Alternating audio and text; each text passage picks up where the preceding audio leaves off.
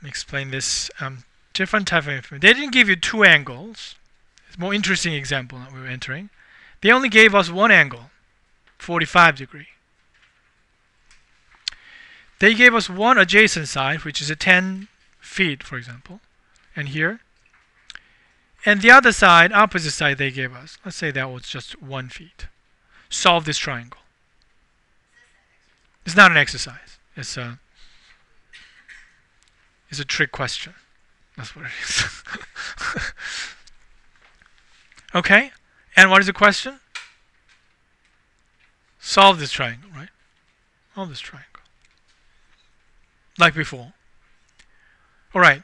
45, not two angles given. And, but at least this pair is given, right? 45 and 1. So we can use that to figure out this angle there. Correct?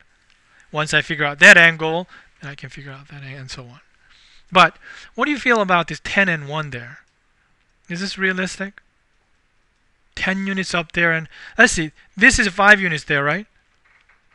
Roughly that's going to be 1 unit there, don't you think? And that's 45 degree there, right? So this is nonsense. 1 unit, if you just try to, from that top, if you go all around 1 unit, that's all you can reach. How are you going to reach down there? Opposite side of the triangle, right? So what's the answer? No such triangle exists. That's the answer.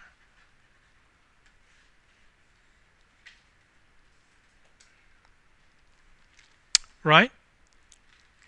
If it's 1 unit, kind of clear, right? What if it's 2 units? What if it's 3 units, 4 units, and you can probably sense that it's not clear exactly when that touches out there. It requires some calculation, right? Yeah.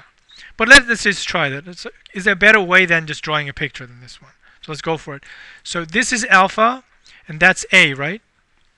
And this is, let's say, it's a B, and that's beta. And that's gamma, and that's C. If it is this much of information is given, which one are we supposed to go for? Are we going for A first, or B, or C, or beta, or gamma? Beta, right?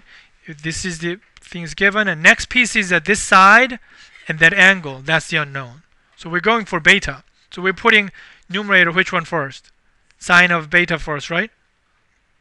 Make sense? Divided by what? B, which is 10. Very good. It equals sine of 45, right? Divided by 1. Then we will solve for sine beta, right? Sine beta is a 10 times sine 45. Can you calculate that for me numerically? 10 times sine 45?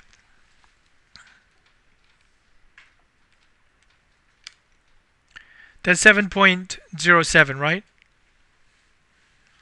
So now I don't want you to touch a calculator and just stare at this statement. Sine beta is approximately 7.0710. What is wrong with this statement? Sine beta is y coordinate of the unit circle, right? Anybody? Y coordinate of the unit circle. Here's a unit circle. What is the radius of the unit circle? 1. Where on this circle has y coordinate 7.0? On the circle here, right? Or where's on the circle with radius 1 whose y coordinate is 7? There's no such. Everywhere here y coordinate is at most 1, at least negative 1, right? So there's no angle whose sine beta is 7.07. So what do you write here? No such beta exists. So that's how you figure it out. The triangle doesn't make sense with the law of sine, therefore no such triangle exists. Fair enough? Yeah. But if it is like 6 or 7, somewhere around there, it's going to touch it, right? It's going to touch it. It's not a simple number. So they listed out all possibilities. Pay attention to these relationship. One angle, adjacent, and opposite, right? Let me write that down. Angle, adjacent, opposite side. If this information is given, sometimes the information doesn't make, no such triangle exists. And here's their picture. They're listing all possibilities in here.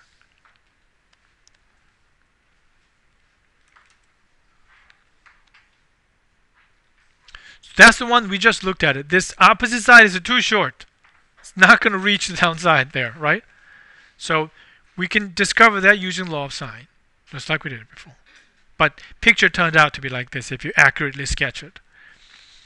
This is just the right amount. They give this A, it's perfect, so barely touch the bottom side.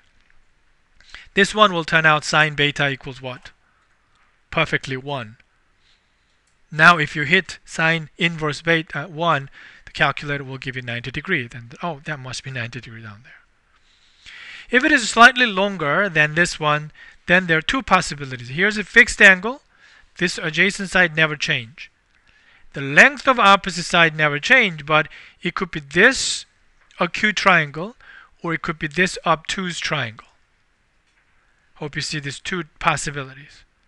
This obtuse triangle, this bigger acute triangle, they have same situation in terms of angle, adjacent, and opposite. Angles fixed, adjacent never changed. The opposite side changed, but the length did not change. So both triangles have the same kind of information. So if they're looking for angle and adjacent and opposite side, both triangle, one being like this, the other being like that, both are answers. If this is too long, then it's not gonna, swing around here and reach before these at the other vertex. If it's too long, if you try to swing it, it's gonna go outside. So sometimes there's no two triangle, but only one triangle. This is easy to detect. If this guy is longer than B, there's no chance that it's going to fall short before this A is bigger than, longer than B, so it's going to go outside. So if you just write down law of sines and algebraically solve it, and it'll all tell you this all possibilities shows up in algebraically and systematically. Right? So we already had that example there. Make sense? All right. Yes? I just want to make sure I got it. According to the law of sine, all of the sides are supposed to be pretty much equilateral. They're supposed to be. All right. So they have example. I need to get to that example. I was just showing a different picture. The one that is perfect, and this one, that. Two triangles. They have same opposite length, fixed adjacent side and angle. If it's too long, then if you try to swing it and fall short in here, that doesn't happen, right? So there's different pictures there. So this is an example they have for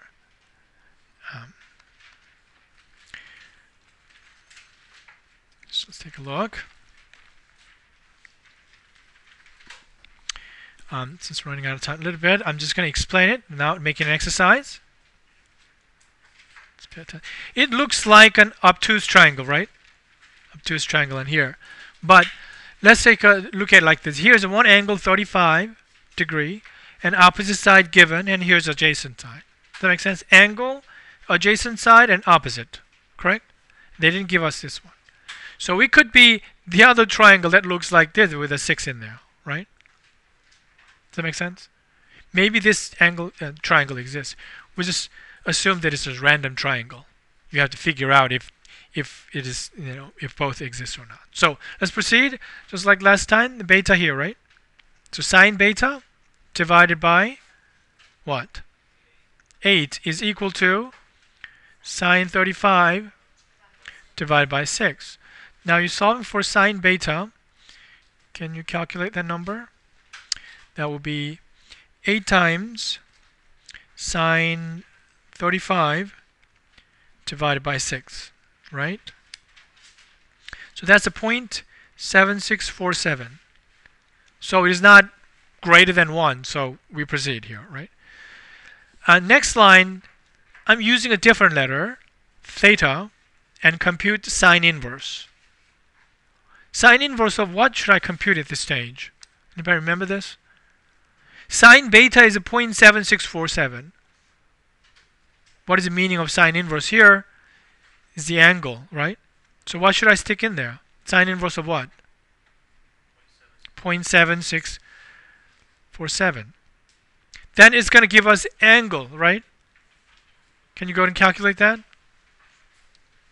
Sine inverse 0.7647, is that right? Then you get roughly 49.88 degree. Fair enough? So the calculator only gives you an angle if you compute sine inverse of y over r. Remember that? This at most you're going to give you angle 90, at last negative 90 degree. Triangle problem, you will never get negative angles. So you only get angle between 0 and 90 degree. Okay? So we got 49 degree. So if you actually type sine of 49.88 degree, you will get this one back, 0.7647. Right? That's the meaning of the sine 47. So that angle is what? That's a 49.88 degree. Make sense? This triangle has 35, opposite side same 6, and adjacent side 8. So if you proceed like this, you have exactly the same information. So that angle is 49.88 degree, not beta. Well, where is beta? Beta is over here, right? You see this 6-6 triangle? What is the name of this triangle? Isosceles triangle. What is this angle here? 49.88 degree again, right? So how do you get to beta? Yeah, so beta is now 180 minus 49.88 degree. What is it? 13012. Did I do this right? So 130.12 degree must be that. So here's my final question before I let you go. What is the sine of 130.12 degree? Without using calculator. What is the sine of 130.12 degree? That's a 0.7647. This triangle here has the same information, 6 and 835. That's exactly what this one is, right? What is the beta here? We figured out. Beta is 130 degree, right? So if you plug in sine of 130 degree, you're supposed to get 0.7647 back. So, right. So there are two angles. One is a 49 degree. The other is 130 degree. That if you plug in the sine value, sine function, you get the same value, 0.7647. There are two possibilities explained geometrically like that. Isn't that cute? Yes. I'll see you on Thursday.